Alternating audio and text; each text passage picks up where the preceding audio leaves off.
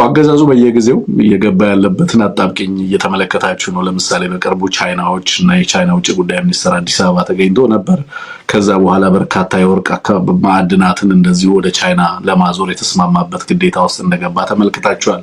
ሶማሌላንድ ላይ የነበረውን ሁኔታ ሙሉ ለሙሉ ርግፍ አድርጎ እንዲተው ያደረገው የቻይና ጉብኝት ነው። ወደ ጅቡቲ እንዲመለስ ያደረገው የቻይና ጉብኝት ነው። ከሶማሊያ ጋር ያለውን ግንኙነት እንደዚሁ የግድ አጠናክሮ እንዲቀጥል ያደረገው የቻይና ቪዚት ነው። ያ ደግሞ በራሱ በሌሎች አካላት ላይ የሚፈጥረው ተጽዕኖ አለ። በተለይ ደግሞ በዶናልድ ትራምፕ አስተዳደር ዘንድ የሚታይበት አግባብ በጣም የተለየ ነው። እሱ ደግሞ ሌላ አጣብቂኝ ነው።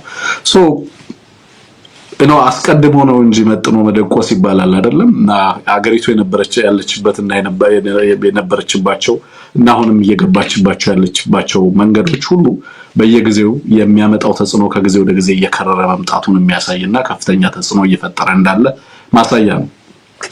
ቬት ኮፐር በዋናነት አዲስ አበባ ሄዶ ነበር። የእንግሊዝ ወይንም የብሪታንያ ውጭ ጉዳይ ሚኒስትር በዋናነት የተነሳው ጉዳይ ምንድነው? ከኢትዮጵያ የሚመጡ ስደተኞች ወይንም ከኢትዮጵያ የሚነሱ እንግዲህ ከኢትዮጵያ የሚፈልሱ እንግዲህ ስደተኞች የሚለው ቃል ብዙዎች እንደ ኔጌቲቭ ተርም ነው የምትጠቀሙት። ስለዚህ እሱን ቃል በራሱ ውስጡ ሌሎች ነገሮች አሉ የሚለውና ፍልሰት የሚለውን ቃል ብንጠቀም የተሻለ ነው ትላላችሁ። ስለዚህ ከኢትዮጵያ የሚነሱ የሚፈልሱ ሰዎች ወይንም በስደት ከኢትዮጵያ ወደ ሌሎች ወደ አውሮፓ ሀገራት በተለይም ወደ እንግሊዝ የሚሄዱ ሰዎች ቁጥር በጣም በከፍተኛ ደረጃ ነው ያደገው ብቻ አይደለም፣ ዴሞግራፊው በጣም አስደንጋጭ ነው። በተለይ ደግሞ የሚሰደዱት አብዛኞቹ ወጣቶች ናቸው። በርካታ ሀገራትን አቆራርጠው ነው እንግሊዝ ለመድረስ ጥረት የሚደረገው። በጣም ብዙ ዋጋ ይከፈላል። ግን እንግሊዝ ውስጥ ሲገባ የሚቀርበው ነገር ሀገሪቱ ውስጥ ያለው የሰላምና የጸጥታ ሁኔታ በከፍተኛ ደረጃ አደገኛ መሆኑን የሚገልጽ ነው። በዋናነት ከአማራ ክልል ጦርነት ጋር ከትግራይ ካለው ጦርነት ጋር የተገናኘ ነው። ይሄ የእንግሊዝ መንግስት በተደጋጋሚ በዚህ ጉዳይ ላይ ምላሽ የሰጠበት ሁኔታ አለ። በተለይ በእንግሊዝ እንቅስቃሴ የሚያደርጉ የአማራ ማህበራት በአማራ ላይ ያለው ሁኔታ ኢትዮጵያ ውስጥ አማራውን በተመለከተ ያለው ጥፋት በከፍተኛ ደረጃ እየተባባሰ እየሄደ እንደሆነ ማሳያ በተደጋጋሚ እያነሱ ለመሞገት ሞክረዋል። የእንግሊዝ መንግስት ይሄንን ጫና በጣም መቋቋም አልቻለም። በጣም ከፍተኛ የሆነ ስሞታና ቅሬታ ነው ወደ እንግሊዝ መንግስት በተደጋጋሚ በአማራ ማህበራትም የሚቀርበው ሌሎችም ኢትዮጵያውያን ሀገር ውስጥ ባለው ሁኔታ ላይ እያቀረቡ ያሉትና ይሄንን በተመለከተ ወደ ሀገሪቱ እንግዲህ ጉብኝት አድርገዋል። ጉብኝታቸው እንዳልኩት በርካታ ዓላማዎችን ያነገበ ነው። በዋናነት ግን የጸጥታ እና የፍልሰት ጉዳይ በጣም ልዩ ትኩረት እንደተሰጠው ነው ባለኝ መረጃ ማግኘት የቻልኩት። እንግዲህ ምን አይነት ተጽዕኖ ያመጣ ይሆናል እንዳልኳችሁ ነው። እያንዳንዱ ሀገር ኢትዮጵያ ውስጥ ያለውን ጦርነት ለራሱ አድቫንቴጅ የሚጠቀምበትን እድል መጀመሪያ ኤክስፕሎር ያደርጋል። ኢትዮጵያ ውስጥ ካለው ሰብአዊነት እና የሰብአዊ መብት ረገጣ፣ ጥሰት፣ ጦርነቱ በህዝብ ላይ በሀገር ላይ ከሚያደርሰው ጉዳት እሱ የሀገሪቷ የራሷ ሄዴክ ነው የሚሆነው። ስለዚህ ብዙ እሱ አይደለም የሚያስጨንቀው። ዓለም እንደዛ አይደለም ፋንክሽን የሚያደርገው። ያው ድሮ ሊበራል ዲሞክራሲው በደንብ እኛን አእምሯችንን ተቆጣጥሮታልና የሊበራል ዲሞክራሲ ሴቶች ናቸው ብዙዎቻችንን የዓለም አቀፉ ማህበረሰብና አሰራር በሀገሪቱ ውስጥ ስላለው ጦርነት፣ ስለ ሰብአዊ መብት ጥሰት፣ በዜጎች ላይ ስለሚደርሰው ፍጅት ብዙዎች የሚጨነቁ አድርገን ነው የምናስበው የነበረው አይደለም። ብዙ ጊዜ አሁን ያለው ወርልድ እና አሁን በተለይ ደግሞ በቅርብ ጊዜያቶች ውስጥ በተለይ ባለፉት 11 እና 12 ወራቶች ውስጥ እየተመለከትን ያለነው ኮምፕሊትሊ የተለየ ዓለም ነው። ከዚህ ከሰብአዊ መብት ትኩረቶች በተወሰነ መንገድ ዓለም እያገሸገሸገ ያፈገፈገ በተወሰነ መንገድ ትኩረት እያደረገባቸው ያሉ አቅጣጫዎች አሉ። ሞር ኦፍ ትራንዛክሽናል ነው እየሆነ ያለው። ሀገራት እየተከተሉ ያሉት ፖሊሲዎችን ስትመለከቱ በቀጠናው ላይ የመጡ ያሉ ካይንድ ኦፍ ኮልድ ዋር ላይ ወደ ነበርንበት ዘመን የመመለስ አይነት አዝማሚያዎች ናቸው ያሉት። በጣም ከፍተኛ የሆኑ ፉክክሮች በሀገራት መካከል አሉ። በየዘርፉና በየደረጃው ሀገራት እርስ በርስ የሚፎካከሩባቸው ጉዳዮች ናቸው ያሉት። አንድ ሀገር ላይ ቀውስ ሲኖር፣ ፍጅት ሲኖር ከዛ ፍጅት ውስጥ የሀገር ምን አተርፋለሁ ብሎ መጀመሪያ የራሱን ጥቅም ሊያስከብር የሚችልበትን እድል ነው አሟጦ የሚጠቀመው። በዚህ ምክንያት ነው በነገራችን ላይ ኢትዮጵያ ውስጥ ያለው ጦርነትና ፍጅት በየጊዜው ሀገሪቱን የሌሎች ሀገራት መጠቀሚያ በከፍተኛ ደረጃ እያደረጋት ነው። ምክንያቱም አገዛዙ ይሄንን ሀገር ውስጥ ያለውን ጦርነት አሸንፋለሁ እያለ የሚገባባቸው ቀዳዳዎችና ጉድጓዶች ራቢት ሆልስ ቀላል አይደለም ቁጥራቸው።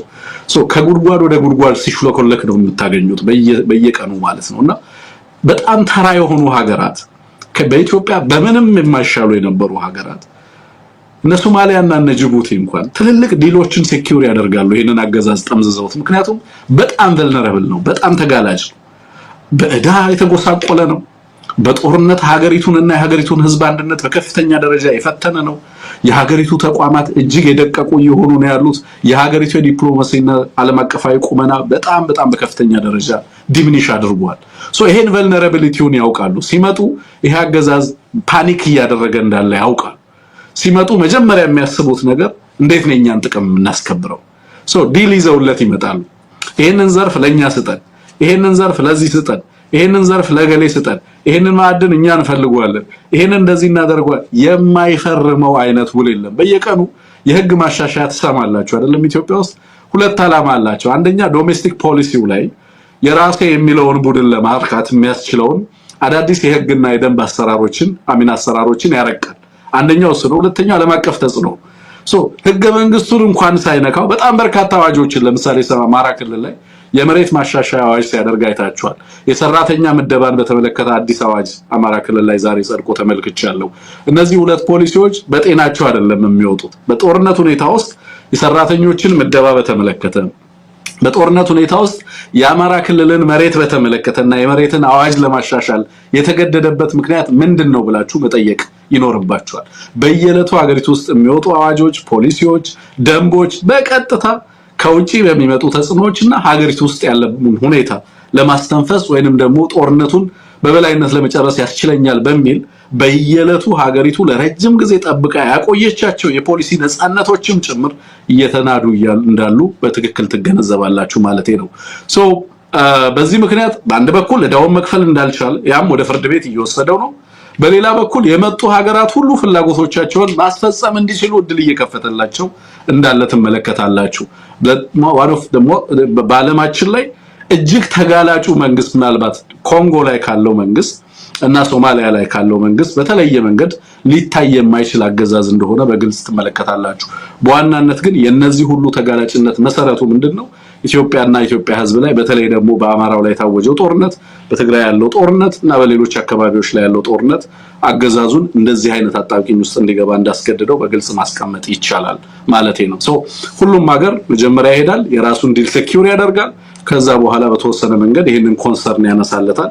አስገዳጅ የሆነ ተጽዕኖ ውስጥ የሚመጣው ይሄ አገዛዝ በሌሎች ሀገራት መቼ ነው ወደ ተጨባጭ ተጽዕኖና ይሄ አገዛዝ ወደ ስርዓት ለውጥ ውስጥ እንዲገባ አስገዳጅ ሁኔታ የሚመጣው የሚለው ነገር መቼ ነው የሚለውን ብዙዎቻችሁ ትጠይቃላችሁ። ለምሳሌ ለምንድን ነው ኮንክሪት የሆነ ጫና የማያሳድሩበት?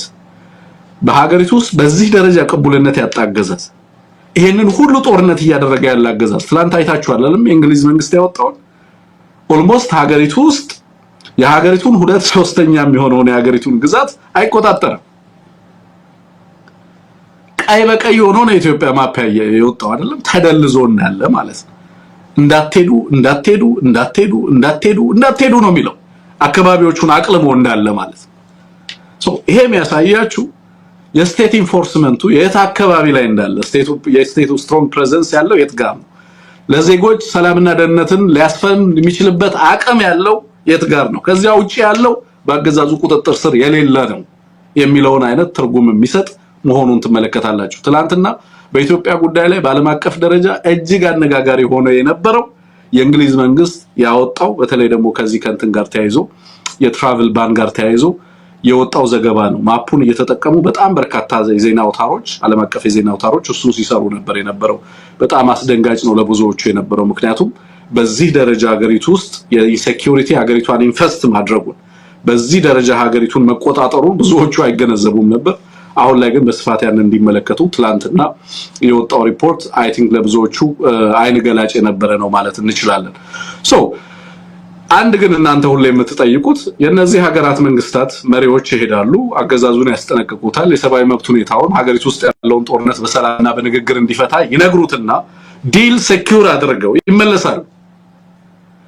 መቼ ነው ተጨባጭ የሆነ ተጽዕኖ የሚያሳድሩበት የሚል ጥያቄ ታነሳላችሁ። በዲፕሎማሲ እነዚህ ሀገራት ወደ ተጨባጭ ፍላጎቶቻቸውን ማስፈጸሚያ እንቅስቃሴ ውስጥ የሚገቡባቸው ጊዜያቶች በእውነት አገዛዙ ለነሱ ኦፈር ማድረግ የሚችለውን ነገር በእጁ ላይ ሲያጣ፣ ብድር መክፈል እንደማይችል ሲያረጋግጡ፣ የሚፈልጓቸውን ወሳኝ ሴክተሮች ሙሉ ለሙሉ ወደ እነሱ ሽግግር ማድረጉ ካረጋገጡ ፖሊሲዎቻቸው አገሪቱ ውስጥ የሚደረጉ የፖሊሲ ማሻሻያዎች የነሱን ፍላጎቶች በሚያንጸባርቅ መልኩ ሙሉ ለሙሉ ሪስትራክቸር መደረጋቸው ካረጋገጡ በኋላ የህዝብ ቅቡልነት እንደሌለው አገዛዙ የነሱን ጥቅም ለማስቀጠል የሚያስችል አቅም እንደሌለው ሲያቁ ናው ለውጥ ማድረግ በሀገሪቱ ላይ ያስፈልጋል ይላሉ። ስለዚህ ለለውጥ ደግሞ የሚታገለውን አካል ማየት መመርመር የትኛው የኛንም ጥቅም የሀገሪቱንም ጥቅም በህዝብም ዘንድ ተቀባይነት ሊኖረው የሚችለው አካል የትኛው ነው የሚለውን ወደ መፈተሽ ይሄዳሉ። ጥቅሞቻቸው አንድ በአንድ ሳይሸራረፉ እስኪጠቀሙ ድረስ እንደዚህ አይነት ፓኒክ ውስጥ ያለን አገዛዝ ጫና ያሳድሩበትም በጣም ይጠቅማቸዋል። አሁን ሰፊ መሰረታዊና ሰፊ ህዝባዊ ቅቡልነት ያለው አገዛዝ አሁን ቢኖር ለነሱ ውጤት የለውም።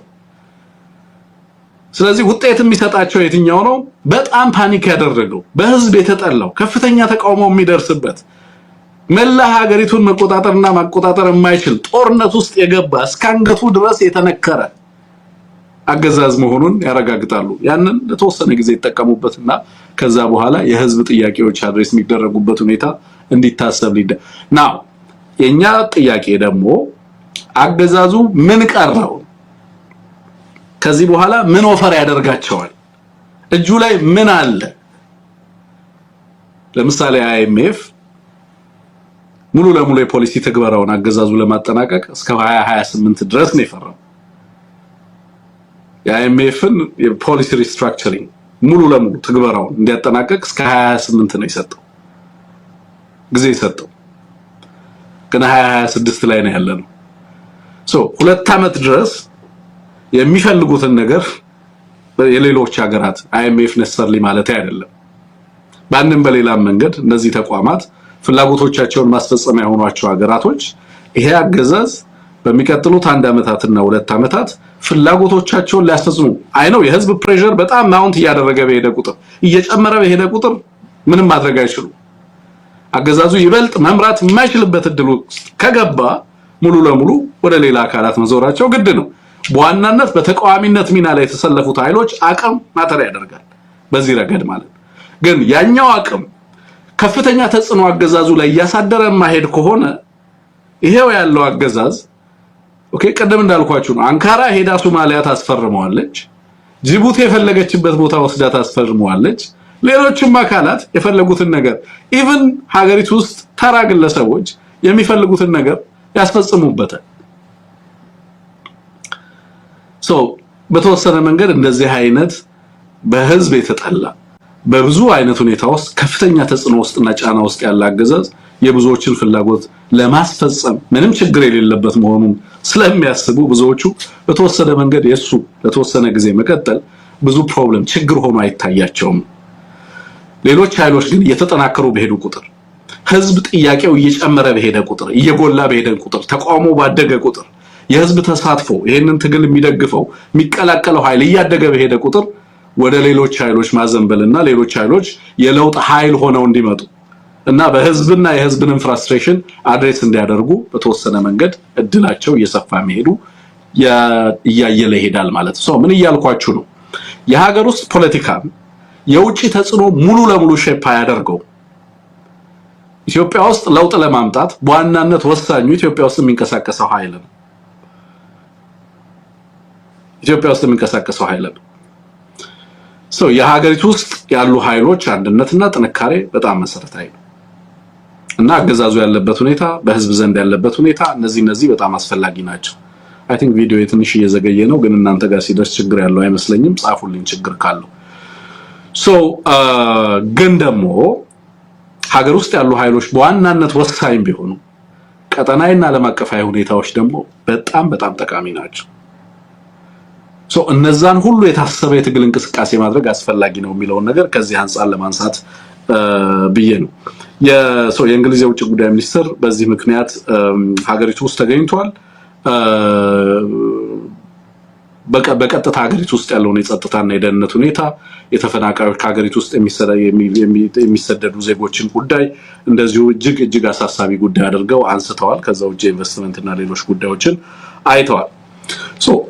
ይሄንን ካልኩኝ ዘንዳ በቀጥታ ወደ ወልቃይት ላይ ስለተደረገው ሰልፍ ሐሳብ እንድሰጥ ጠይቃችሁኛል። ስለዚህ እዛ ላይ ሐሳብ እንዳልኩት የርዕሴ አጀንዳ አድርጌው አይደለም የገባሁት።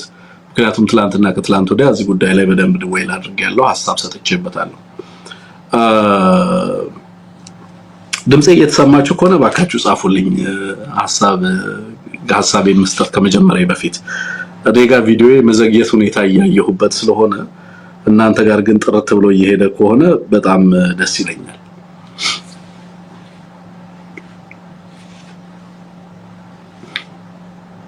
ኦኬ እየተሰማችሁ ነው ማለት ነው ራይት? ችግር የለባችሁም። ድምፁ ኩልል ብሎ እናንተ ጋር እየደረሰ ነው አይደል? ስለዚህ መቀጠል እችላለሁ። ቴክኒሻናችን ጻፍልኝ በረከት። ቆንጆ ነው። ኦኬ መቀጠል እችላለሁ። ቴንክ ዩ ሶ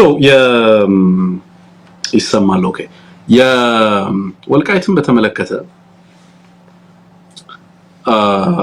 ትላንትናና ከትናንት ወዲያ ሰሞኑን የሆኑት ጉዳዮች ሁለት አይነት ነገሮች በሁለት አይነት ሪአክሽን ከህዝቡ ሁለት አይነት ነገር እንጠብቅ አድርጎኛል። ከህዝቡ ብቻ ሳይሆን ከፖለቲካሊ ሊቁም ካስተዳደሩም ጭምር ሁለት ነገር ጠብቃለሁ። አንደኛው የነበረው ነገር ህዝብ በተለይ ደግሞ ምርጫ ቦርድ ያወጣውን በተለይ ደግሞ ይሄ እንዳልኳችሁ የዲፋክቶ ፌደራል ፖዚሽን ነው ብያችኋል። ተራ ጉዳይ አይደለም ለኔ ተራ ጉዳይ አይደለም።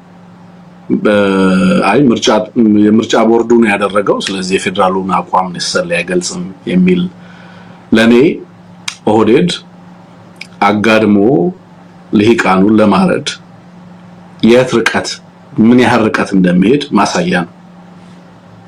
ለኔ ቀይ መስመር ነው መሆን የነበረበት ብዬ ነው ማምነው። ቀይ መስመር መሆን ነበረበት ብዬ አምናለሁ።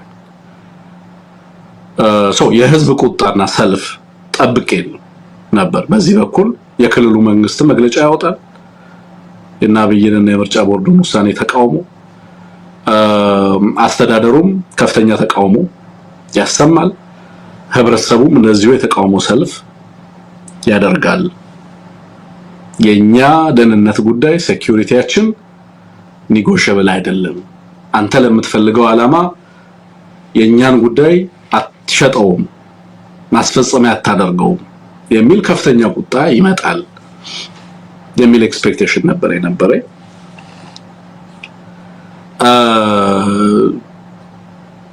እንደዛ አይደለም ይሆን።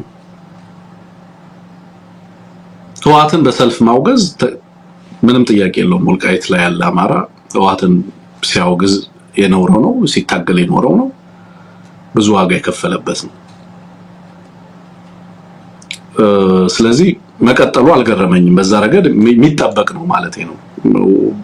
ከህወሓት ምንም ነገር ሲመጣ ከፍተኛ የህዝብ ሬዚስተንስ እንደሚኖር ከዚህ በፊትም አስቀድሜ ተናግሬያለሁ። ሚስካልኩሌት ካላደረገ በስተቀር በኃይል ወደዛ አካባቢ የሚደረግ አድቫንስመንት ከፍተኛ ዋጋ ያስከፍላል የሚል ነገር ተናግሬያለሁ። ያልጠበቅኩትና ሆኖ ያየሁት ህዝቡ አይደለም። ህዝቡን አውቀዋለሁ በደንብ፣ አማራውን አውቀዋለሁ። ከወልቃይት በጣም በርካታ መልእክት ሰሞኑን ደርሶኛል፣ ትናንትና ከትናንት ወዲያ ከህዝቡ። ፕሮግራማችንን በጣም እንደሚከታተሉት በደንብ ተመልክቻለሁ። በጣም ነው ደስ ያለኝ። ህብረተሰቡ እዛ ይሰማል በመሆኑ ማለት ነው። ከህዝቡ በምንም በአማራነቱ የሚጠረጠር ህዝብ አይደለም። በተደጋጋሚ ዋጋ ከፍሎ ዲሞንስትሬት አድርጓል ማንነቱን በተመለከተ የሚያኮራ ህዝብ ነው። ህዝቡ በህዝብ ሰልፍ ስም ግን እና አብይ አህመድን የሚያወድስ ሰልፍ እዛ ይደረጋል ብዬ ግን ኤክስፔክት አላደረግም። ቢያንስ የአብይ አህመድ ባነር ተይዞ እዛ በጄኒውን በሆነ ጥያቄ ላይ ጄኒውን በሚሆን ቁጣ ላይ እና አብይ አህመድና ተመስገን ጥሩነህን የሚያወድስ ሌላ መፈክር። ኦኬ አንዳንዴ ሰልፎች በነገራችን ላይ እንትን ይደረጋሉ፣ ይጠለፋሉ። የህዝብ ቁጣና ፍራስትሬሽን አለ።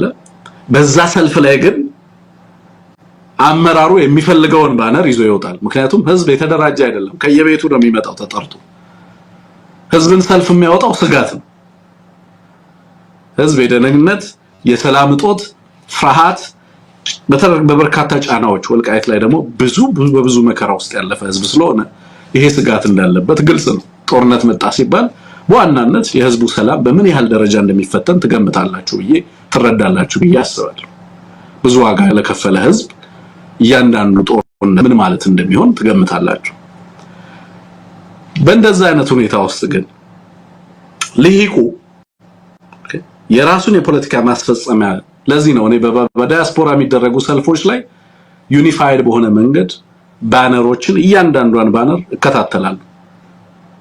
ሰልፍ አስተባባሪዎቹ ብቻ ናቸው ባነር ማዘጋጀት ያለባቸው እላለሁ ብዙ ጊዜ አይደለም። ምክንያቱም ሰልፎች አገዛዙ ለሚፈልጋቸው ዓላማ ሊጠለፉ እንደሚችሉ በሚገባ ስለማቅ ነው። የትም ሀገር ይሄንን ተራ የፖለቲካ ድራማ ቲያትር ስለሆነ ማለት ነው።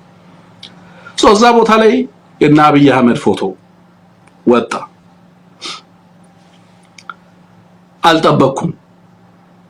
ምክንያቱም እነዚህን አካባቢዎች የዲፋክቶ የፌደራል ፖዚሽኑን ይፋ አድርጓል ፌደራሉ።